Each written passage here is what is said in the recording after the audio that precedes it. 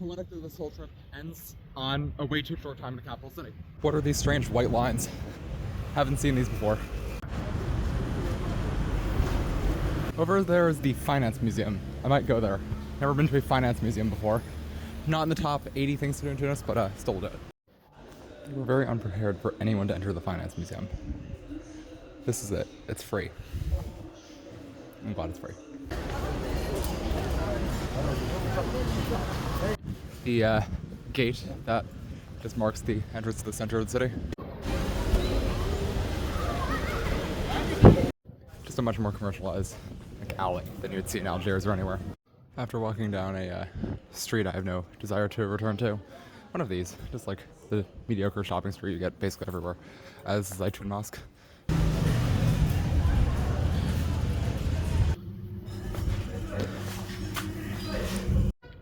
And this is the square of the Kasbah. You can see more impressive buildings in the distance.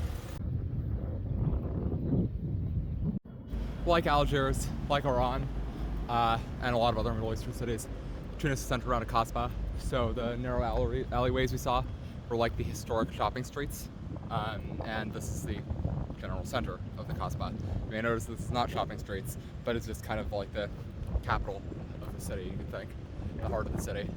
You have a very similar monument to the Algeria one. I'm sorry, Tunisians, but it's just less impressive than the Algerian murder monument, but it's in a much better location.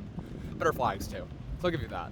But yeah, just enjoying the walk.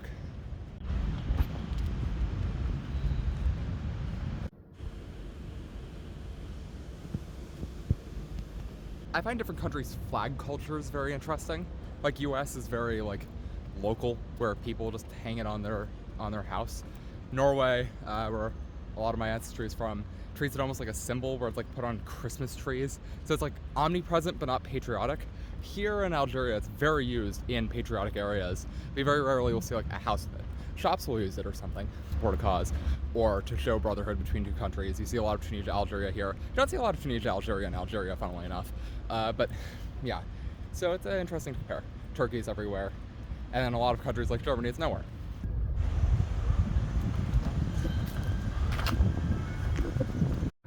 Even in touristy places, I'll wander and I'll end up somewhere like this.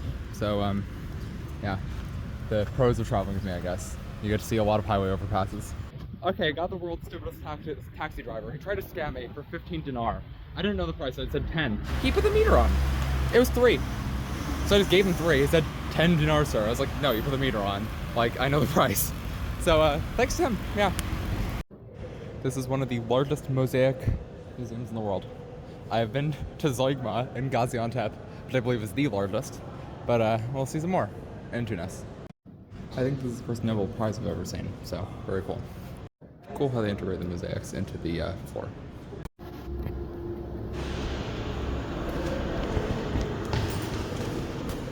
These are ceramics from Mehdia, which is a historic city near like Sousse, more like central Tunisia. A Latin inscription from Chiron. Kind of interesting to see the mix of languages that are used even pretty late. Like this is around 1000 AD. This is mainly focusing on Kairouan, which is one of the other holy cities in Islam, very important in Tunisia. We're discussing that even in like 1000 though, there were some tolerance towards like building churches, and especially sub-Saharan Africans were allowed to keep some vestiges of religion. I will say it's really nice being in a museum with good English and French explanations of like what you're seeing. So yeah, under the Hafsids, even Tunis controlled Constantine, Annaba, which we saw, like so East Algeria and Tripoli in Libya. So was historically more expansive than it is now. So yeah, this is all focusing on marine mosaics, mostly found in like Carthage or other areas of Tunisia. So I looked it up. I believe this has the most mosaics, but Zoigma is the largest mosaic museum. So in both definitions, I am kind of mosaiced out. There are no more mosaics for me. Also, I mean, they are beautiful, but there isn't a lot of artistic expression in mosaic. They are just kind of a mosaic. Maybe I'm just misreading these, but I don't really get a sense of like artistry beyond artisanship in a way. I don't know, I don't really connect with them. I somehow don't trust this map. because these Roman and Greek territories look very much like just Italy without the islands, and Greece, even to the point of like including the islands that are part of Greece. Is it wrong of me to mistrust this? I mean, like, this ancient map has Albania, Montenegro. I think they have Kosovo there too. Obviously, countries with a lot of historical provenance. The light rail seems like it would take too long, so we're searching for a taxi here. How is finding a taxi in Tunisia so painful? They have meters and they refuse to use them. So it's great. But yeah, I'm having a time. Well, walking by the very sensitive presidential palace. Going to Carthage now. Mostly Roman ruins, so you're not going to see anything Punic, but it's about being in the location. What wonderful pedestrian infrastructure as well. It just ends. Oh, I got to the tour buses. That must be a sign of something. This is the necropolis. The necropolis, I believe, from the Punic era, if the sign is to be believed.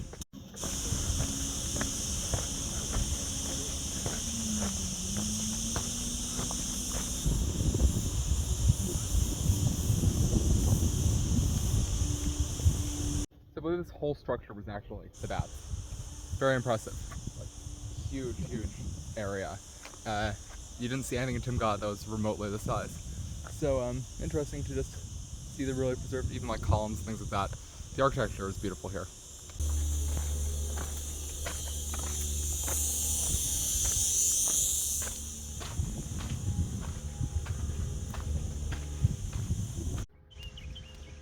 I always love it when you can get a historic monument with the flag of the country you're in.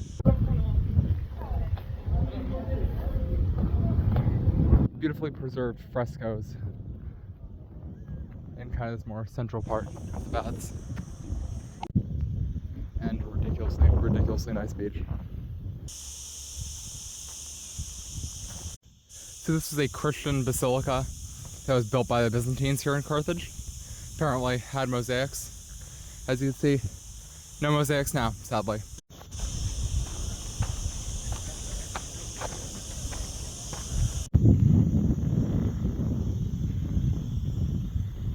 Welcome to the villas of Carthage. This is the bougie neighborhood. Probably where all the doctors and lawyers and engineers stayed. It's kind of funny because Carthage in modern Tunisia is a very wealthy suburb. It's a lot of diplomats, a lot of BMWs around. And this is the wealthy part of the Roman city.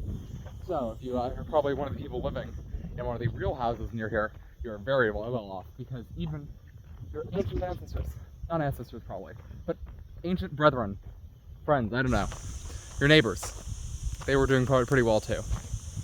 So beautifully preserved houses. Like Timgad was much more just a city. This is definitely a bit more spread out. I mean, Carthage was a huge city, I think, at least in Punic times. And it's a very strategic location, so it makes sense that this would be a bit bigger in scale.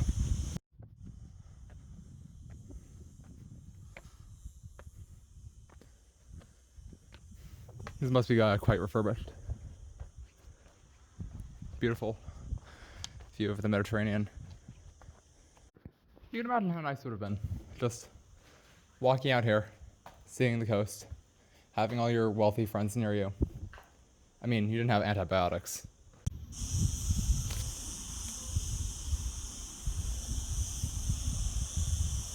Funny that once you leave the baths, there's no one here. I'm gonna go to the amphitheater next time, assuming it's a bigger draw. But these villas are very interesting. They're also through people's houses, really, to get them. And there are signs that say, like, access only to residents of that suburb.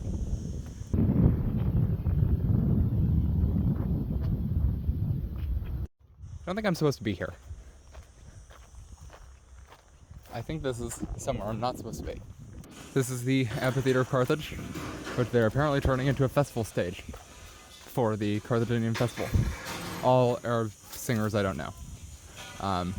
Probably would enjoy the beauty of the amphitheater a bit more without that construction, but I don't know, it's actually adds a bit of interest.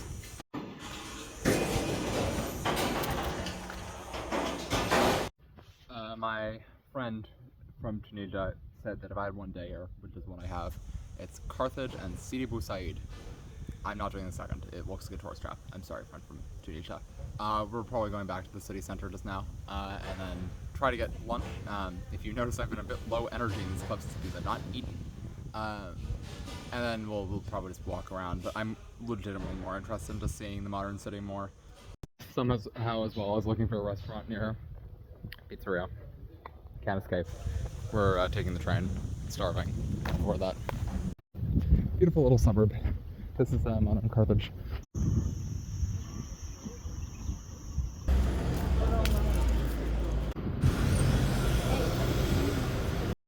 Chapati sandwich, and then with shawarma meat and fries for like $1.50.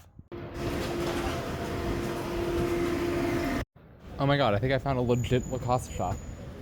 And some of these clothing shops are actually like $30 for a shirt.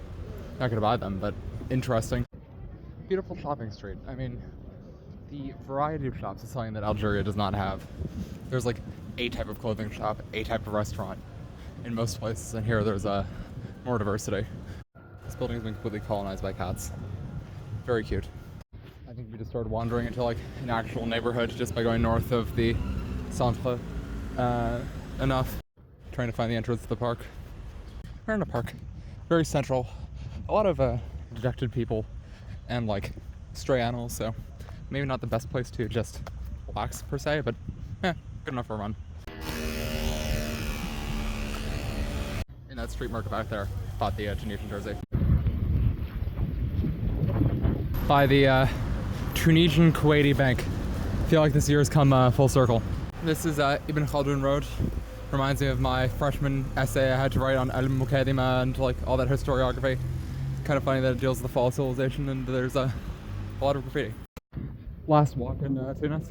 Kind of weird to be at the end of a trip that you know you're going to be nostalgic about when it's not even over.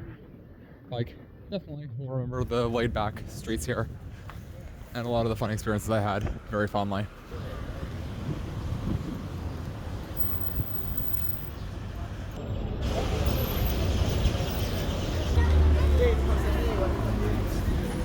Bizarrely, like the late night gathering around a few like street food shops and like the fact that a lot of like bookstores things are open pretty late kind of reminded me of Mexico City. Like Mexico City, like non-party nightlife, just like street life. So ending the Tunis trip, going to Carthage Airport and have a very sketchy layover. I can't print my boarding pass, and to American viewers out there who have been to weird places, you know what that means. But otherwise, very fun. I mean, I enjoyed Tunisia a lot. I whined a bit, but overall, it's still a fantastic place. Ridiculously friendly. People in shops yapping and saying hi, and I don't know, enjoy the vibe. Definitely much more like North African feeling than Algiers or Oran. Like that Medina feels like basically every single person's like, I want to go to North Africa. You would end up in that street. So yeah, I mean, this is an amazing trip. You'll probably see a smaller thing from me, but then we'll see. Very big thing planned next year. So to no one who's looking forward to these vlogs, actually, you can look forward to that. But beyond that, which will be a time, we will hopefully have some small things on here as well. But yeah, take care all.